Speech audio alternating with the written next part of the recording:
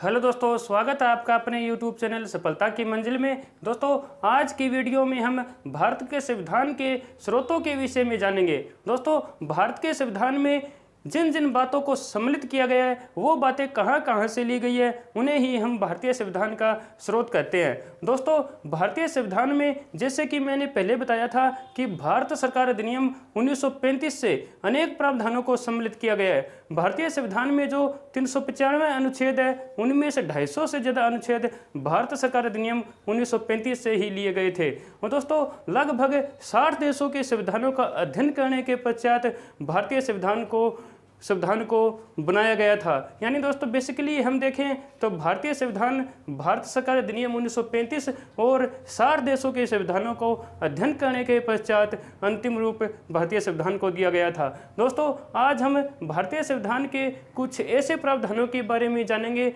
जो कि हमारे एग्जाम्स में बहुत बार पूछ लिए जाते हैं। दोस्तों, सबसे पहले हम देखेंगे ब्रिटेन से भारतीय संविधान में किन किन प्रावधानों को सम्मिलित किया गया है। दोस्तों, ब्रिटेन के विषय में यदि हम देखें तो ब्रिटेन से जिन जिन प्रावधानों को भारतीय संविधान में सम्मिलित किया गया है उनमें है एकल नागरिकता का प्रावधान। एकल नागरिकता।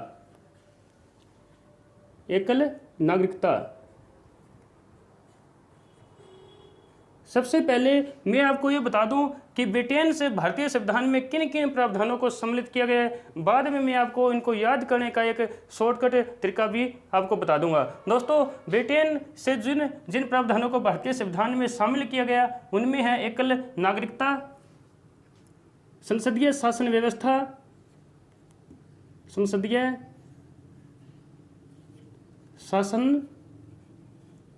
शासन प्रणाली या व्यवस्था और द्विसदनीय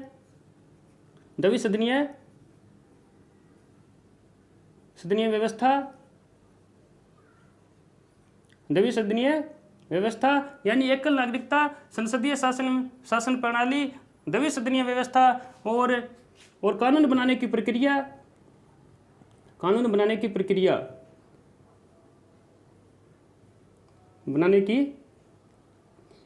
प्रक्रिया। और दोस्तों, इनके अलावा ब्रिटेन से जिन प्रावधानों को भारतीय संविधान में सम्मिलित किया गया उनमें है राष्ट्रपति का संवैधानिक रूप से प्रमुख होना, राष्ट्रपति का संवैधानिक रूप से प्रमुख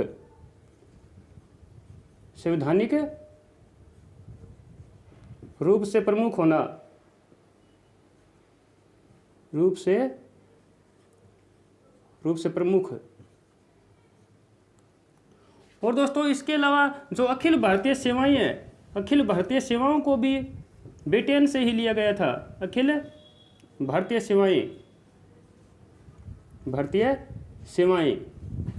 इनमें दोस्तों जैसे IAS, IFS और IPS जैसी सर्विस को इसमें सम्मिलित किया जाता है। और दोस्तों, इनके अलावा जिन प्रावधानों को भारतीय संविधान में सम्मिलित किया गया उनमें थे दोस्तों एक मंत्रिपरिषद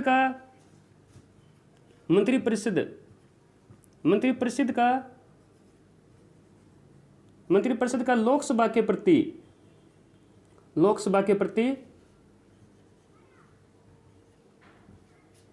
सामूहिक उत्तरदायित्व।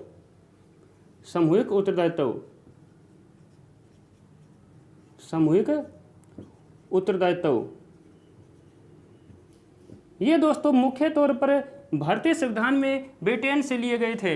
यानी एकल नागरिकता, संसदीय शासन प्रणाली, द्विसदनीय व्यवस्था, कानून बनाने की प्रक्रिया, राष्ट्रपति का संवैधानिक रूप से प्रमुख होना, अखिल भारतीय सेवाएं और मंत्रिपरिषद का लोकसभा के प्रति सामूहिक उत्तरदायित्व। दोस्तों, इन बातों को याद रखने का जो अच्छा तरीका है वो दोस्तों देखें कि जैसे भारत के जो नागरिक है, भारत के नागरिक पर पहले ब्रिटेन का शासन था। भारत के नागरिकों पर पहले ब्रिटेन का शासन था और जब भारत पर ब्रिटेन का शासन होता है तो हमारे जो कानून बनाएगी वो ब्रिटिश सरकार ही बनाएगी। और जो कानून बनाने का जो सिस्टम होता है वो होता है सदनीय व्यवस्था, यानी जो द्विसदनीय व्यवस्था है वो ही भारत में कानून बनाने का काम करती है, जैसे कि लोकसभा और हमारी ऊपरी सदन जो है राज्यसभा, यही हमारे में जो कानून बनाने में अहम भूमिका निभाती है। भारत के जो नागरिक हैं इन पर पहले ब्रिटेन का शासन था, और जब ब्रिटेन का शासन है तो ब्रिटेन ही हमारे कानूनों को बनाएगा, और कानून बनाने का कार्य होता है द्विसदनीय व्यवस्था में, यानी लोकसभा और राज्यसभा के अंदर, और कानून बनाने की प्रक्रिया को भी ब्रिटेन से ही लिया गया है। दोस्तों, जैसे भारत में राष्ट्रपति संवैधानिक रूप से प्रमुख होता है, उसी प्रकार ब्रिटेन में महारानी का पद सबसे जो प्रमुख माना जाता है, और अखिल भारतीय सेवाएं को सबसे पहले ब्रिटेन के द्वारा ही शुरू किया गया था, और वो थे लॉर्ड कॉर्नवालिस।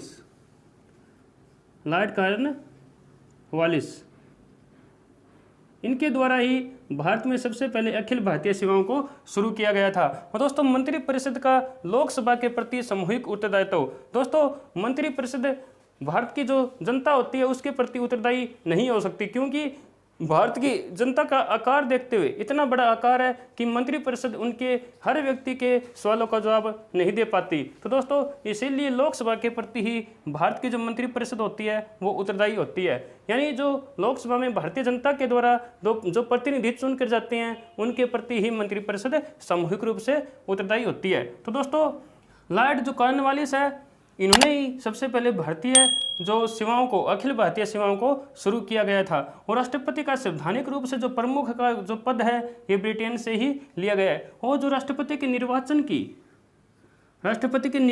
जो पद्धति है, राष्ट्रपति के निर्वाचन की जो पद्धति है ये आयरलैंड से ली गई थी, आयरलैंड से ली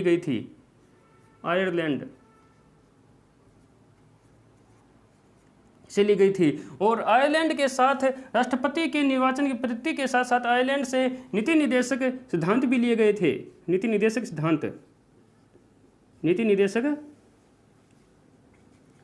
सिद्धांत भी आयरलैंड से ही भारतीय संविधान में सम्मिलित किए गए थे। यानी जो ब्रिटेन में हम देखें तो एकल नागरिकता, संसदीय शासन प्रणाली, द्विसदनीय व्यवस्था, कानून बनाने की प्रक्रिया, राष्ट्रपति का संवैधानिक रूप से प्रमुख होना, अखिल भारतीय सेवाएं, मंत्रिपरिषद का लोकसभा के प्रति सामूहिक उत्तरदायित्व, और जो आयरलैंड है इससे हमारे देश के संविधान में राष्ट्रपति के निर्वाचन की जो पद्धति है उसको सम्मिलित करने के साथ साथ नीति निर्देशक सिद्धांतों को भी सम्मिलित किया गया। दोस्तों, नीति निर्देशक सिद्धांत वो सिद्धांत होते हैं जिनको यदि एक राज्य उनका पालन करता है, उनका अनुसरण करता है, तो एक कल्याणकारी राज्य की स्थापना की जा सकती है। यानी इसके अंतर्गत एक जो कल्याणकारी राज्य है उसकी भावना को सम्मिलित किया गया है नीति निर्देशक सिद्धांतों में। और दोस्तों, आगे हम देखते हैं अमेरिका से भारतीय संविधान में जिन जिन प्रावधानों को सम्मिलित किया गया है उनके विषय में हम देखते हैं।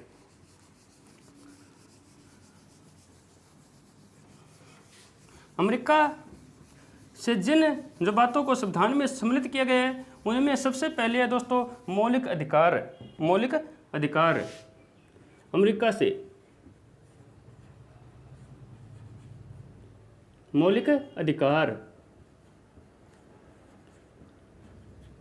मौलिक अधिकार के साथ साथ सर्वोच्च न्यायालय का गठन, सर्वोच्च न्यायालय का गठन यानी सुप्रीम कोर्ट का गठन, स्वतंत्र एवं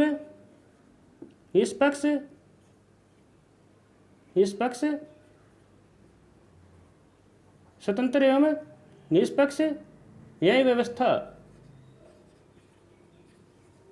और न्यायिक पुनर्वलोकन।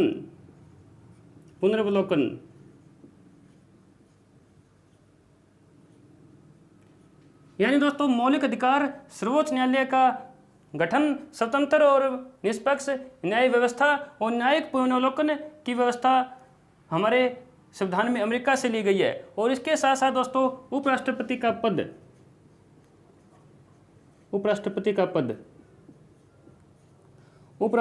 पद भी संविधान में अमेरिका से लिया गया है। और उपराष्ट्रपति के पद के साथ साथ जो हमारी प्रस्तावना है, जो संविधान की प्रस्तावना है, यह भी अमेरिका से ली गई है।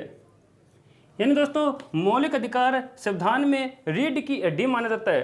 और यानी इन्हें संविधान का मैग्ना कार्टा भी कहा जाता है। और सर्वोच्च न्यायालय का गठन भी ये भी सर्वोच्च होता है। यानी जिस प्रकार मौलिक अधिकारों को संविधान में सर्वोच्च माना गया है, उसी प्रकार सर्वोच्च न्यायालय है। और जो हमारी प्रस्तावना है, प्रस्तावना भी दोस्तों एक संविधान में सर्वोच्च की भूमिका निभाती है। यानी जो सबसे महत्वपूर्ण होती है वो होती है संविधान की प्रस्तावना, जिसे संविधान की आत्मा भी कहा जाता है। तो दोस्तों ये जैसे कि सब के सब जो सर्वोच्च है भारतीय संविधान में, इनको सर्वोच्च माना गया है। और जो देशों में सर्वोच्च है वो है दोस्तों अमेरिका। इसको इस प्रकार से याद कर लेना कि जो जितने भी देश है दुनिया में, उनमें सबसे सर्वोच्च जो देश माना जाता है वो अमेरिका माना जाता है। सबसे शक्तिशाली जो देश माना जाता है वो अमेरिका माना जाता है। और जो संविधान में जो ये सर्वोच्च बातें सम्मिलित की गई है, जो प्रस्तावना है, सर्वोच्च न्यायालय का गठन है, मौलिक अधिकार है, जिसे भारतीय संविधान की रीढ़ की हड्डी कहा जाता है, इनको दोस्तों अमेरिका से ही सम्मिलित किया गया है। और दोस्तों जो प्रस्तावना की जो हमारी भाषा है, जो प्रस्तावना की भाषा है, इस प्रस्तावना की भाषा को ऑस्ट्रेलिया से सम्मिलित किया गया था। ऑस्ट्रेलिया से भारतीय संविधान में प्रस्तावना की भाषा को लिया गया था।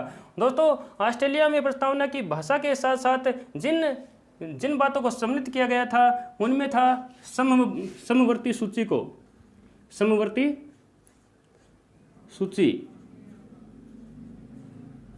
और दोनों सदनों की संयुक्त बैठक, दोनों सदनों की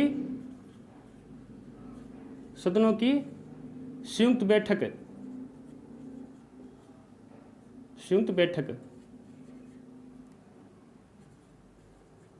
और व्यापार और वाणिज्य की स्वतंत्रता, ये बातें दोस्तों मुख्य रूप से ऑस्ट्रेलिया से भारतीय संविधान में सम्मिलित की गई थी। दोनों सदनों की संयुक्त बैठक, समवर्ती सूची, प्रस्तावना की भाषा, व्यापार और वाणिज्य की स्वतंत्रता। दोस्तों इसको याद करने का जो तरीका होगा वो इस प्रकार से कर लेना कि ऑस्ट्रेलिया में ट्रे आता है, जिसमें हम जो हमारे मेहमान आते हैं उनको हम क्या करते हैं, ट्रे में रखकर ही चाय देते हैं। तो दोस्तों तो सबसे पहले जो हमारे मेहमान होंगे, जो हमारी बैठक, जो मेहमानों की बैठक होगी, उसमें हम सभी को समान रूप से चाय पिलाएंगे, समान रूप से उनको चाय पिलाएंगे। यानी समान रूप से उनको चाय पिलाई जाएगी। और उनको चाय पिलाने के बाद हम उनके सामने व्यापार और वाणिज्य का प्रस्ताव रखेंगे। यानी समवर्ती सूची, दोनों सदनों की संयुक्त बैठक, प्रस्तावना की भाषा, व्यापार और वाणिज्य की स्वतंत्रता, ये ऑस्ट्रेलिया से लिए गए भारतीय संविधान में प्रावधान है। तो दोस्तों अमेरिका और ऑस्ट्रेलिया से जिन प्रावधानों को सम्मिलित किया गया है मुख्यतः वो आपके सामने है। मौलिक अधिकार, सर्वोच्च न्यायालय का गठन, स्वतंत्र एवं निष्पक्ष न्यायिक व्यवस्था, न्यायिक पुनर्वलोकन, उपराष्ट्रपति का पद और प्रस्तावना, ये चीज़ें अमेरिका से ली गई थी। समवर्ती सूची, दोनों सदनों की संयुक्त बैठक, प्रस्तावना की भाषा, व्यापार और वाणिज्य की स्वतंत्रता, ये ऑस्ट्रेलिया से लिए गए थे। अब हम भारतीय संविधान में कनाडा से जिन प्रावधानों को सम्मिलित किया गया है उनके विषय में जानते हैं। जो कनाडा से भारतीय संविधान में जिन बातों को, जिन प्रावधानों को सम्मिलित किया गया उनके विषय में अब हम देखते हैं। कनाडा में बेसिकली जो हमारे राज्य है और जो केंद्र है उनके बीच के संबंधों से संबंधित जो बातें हैं उनको सम्मिलित की गई है। यानी जो हमारा केंद्र है, जो हमारे राज्य है, उनसे संबंधित जो आपस में संबंध से संबंधित जो बातें सम्मिलित की गई है वो हमारे संविधान में बेसिकली कनाडा से सम्मिलित की गई थी। उनमें है दोस्तों कनाडा, शक्तियों का बंटवारा,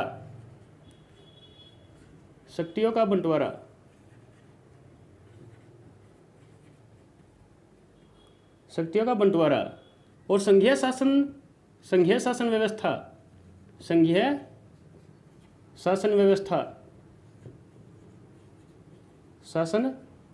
व्यवस्था और अवशिष्ट शक्तियों का केंद्रीकरण,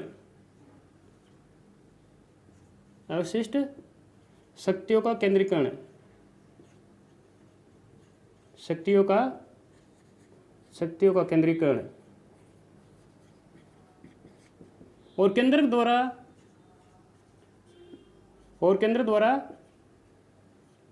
राज्यपालों की नियुक्ति। इन इन प्रावधानों को मुख्यतः भारतीय संविधान में कनाडा से लिया गया था। यानी दोस्तों जो केंद्र और जो कि राज्य सरकारों के बीच में जो संबंधों को लेकर जो शक्तियां हैं, जो प्रावधान है, वो बेसिकली कनाडा से लिए गए थे। जैसे कि शक्तियों का बंटवारा राज्य और जो केंद्र शासित है, जो कि केंद्र है, उनके बीच में शक्तियों का बंटवारा, केंद्र और जो राज्य सरकारें होंगी, ऐसी हमारी संघीय शासन व्यवस्था, अवशिष्ट शक्तियों का केंद्रीकरण। दोस्तों अवशिष्ट जो शक्तियाँ होती है, ये वो शक्तियाँ होती है जो जब भारत मूल रूप से भारतीय संविधान को बनाया गया था उस समय ये शक्तियाँ नहीं थी। यानी इसमें ऐसे मुद्दों को सम्मिलित किया जाता है जो कि बाद में नए जो कि मुद्दे पैदा हुए हैं उनको इसमें सम्मिलित किया जाता है। जैसे कि दोस्तों इंटरनेट का मुद्दा है, जैसे कि साइबर का जो मुद्दा है, इनसे संबंधित जो मुद्दे हैं वो अवशिष्ट शक्तियों में सम्मिलित किए जाते हैं। और अवशिष्ट शक्तियों पर जो कानून बनाने का जो अधिकार होता है वो होता है केंद्र सरकार के पास, अवशिष्ट शक्तियों पर कानून बनाने का अधिकार केंद्र सरकार के पास होता है। और यदि ऑप्शन में केंद्र सरकार ना आए कभी तो संसद भी आ सकता है। संसद यानी केंद्र सरकार जो कानून बनाती है वो संसद में ही बनाती है। दोस्तों केंद्र सरकार या संसद, इनमें इसका उत्तर होगा। अवशिष्ट शक्तियों का जो केंद्रीकरण है, यानी अवशिष्ट शक्तियों पर जो कानून बनाने का अधिकार होता है वो केंद्र सरकार के पास होता है। केंद्र सरकार संसद में इन पर कानून बनाती है। दोस्तों केंद्र द्वारा राज्यपालों की जो राज्यों के अंदर नियुक्ति की जाती है, ये प्रावधान भी कनाडा के द्वारा जो कनाडा से भारतीय संविधान में सम्मिलित किया गया है। और दोस्तों जो राज्यपाल का जो पद है, ये भारतीय संविधान में रूस से लिया गया था। राज्यपाल ये भारतीय संविधान में रूस से लिया गया था, रूस से। और रूस से ही मौलिक कर्तव्य लिए गए हैं। भारतीय संविधान में जो मौलिक कर्तव्य लिए गए हैं ये रूस से ही लिए गए थे। मौलिक कर्तव्यों को रूस से ही भारतीय संविधान में लिए गए थे। और जो राज्यपाल का जो पद है ये भी रूस से ही भारतीय संविधान में सम्मिलित किया गया था। और दोस्तों कुछ हमारे संविधान में आपातकालीन शक्तियां भी सम्मिलित की गई है और इन आपातकालीन शक्तियों को लिया गया था जर्मनी से। आपातकालीन शक्तियों को जर्मनी से लिया गया था।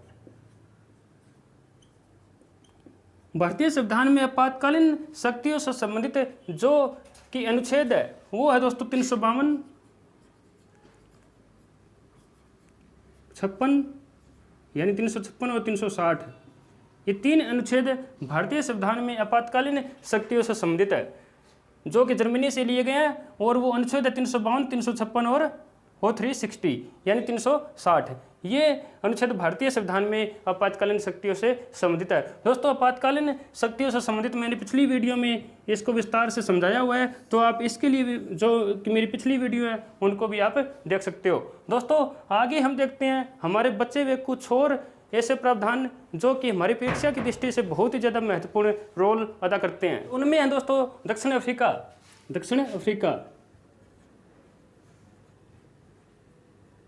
भारतीय संविधान में दक्षिण अफ्रीका यानी साउथ अफ्रीका के से जिन प्रावधानों को सम्मिलित किया गया, जिन बातों को सम्मिलित किया गया, वो थी दोस्तों संविधान संशोधन की प्रक्रिया।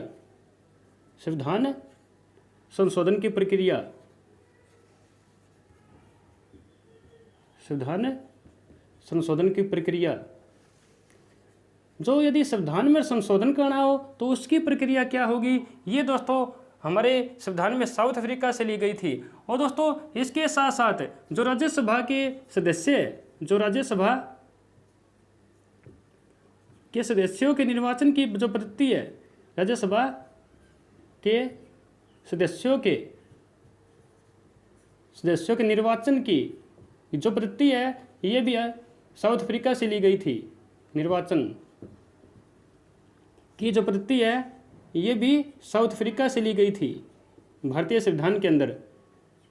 यानी दक्षिण अफ्रीका से मुख्यतः 2 बातों को सम्मिलित किया गया, संविधान संशोधन की प्रक्रिया, राज्यसभा के सदस्यों के निर्वाचन की पद्धति। इनको दोस्तों दक्षिण अफ्रीका से भारतीय संविधान में सम्मिलित किया गया था। अब दोस्तों हम कुछ ऐसी बातें देखते हैं जो हमें बहुत बार कन्फ्यूज कर देती है। उनमें जो दोस्तों यदि हम देखें तो जैसे कि संसदीय शासन व्यवस्था है, संसदीय शासन व्यवस्था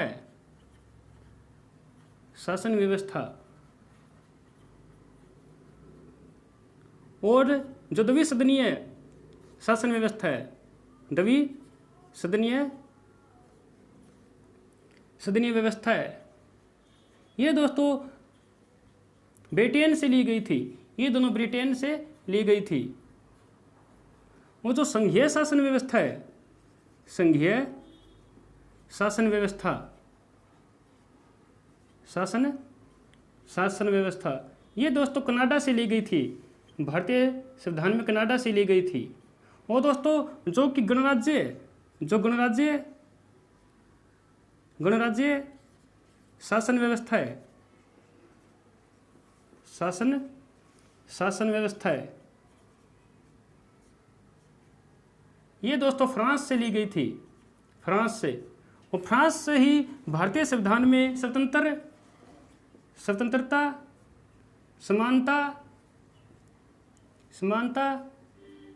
और बंधुत्व की बातें भारतीय संविधान में फ्रांस से ही सम्मिलित की गई थी। गणराज्य शासन व्यवस्था और साथ में स्वतंत्र, समानता और बंधुत्व की भावना भारतीय संविधान में फ्रांस से ही सम्मिलित की गई थी। और दोस्तों विधि के अंतर्गत